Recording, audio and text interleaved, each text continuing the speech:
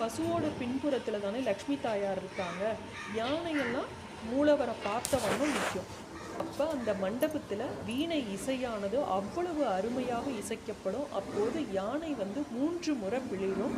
அதற்கு பிறகு தான் அந்த யானையோட இதிலிருந்து கொண்டுட்டு வந்தாங்கள தீர்த்தம், அந்த தீர்த்தத்தை எடுத்து ஸ்க்ரீனை விளக்கிட்டு பெருமாளோட முகத்தில் தெளித்து பெருமாளை எழுப்புவாங்க. அதாவது கஜமுகம், அஸ்வமுகம், கோமுகம் அப்படின்னு சொல்லக்கூடிய பசு, யானை, குதிரை முகத்தில் விழிப்பது தான் விஸ்வரூப தரிசனமாக இங்கு சொல்லப்படுது. இங்கே கிழக்கு கோபுரம் வழியாக போனீங்க அப்படின்னா சீக்கிரம் விஸ்வரூப தரிசனத்தை பார்த்துடலாம். காலையில் 7:15 வரையும் தான் விஸ்வரூப தரிசனம்.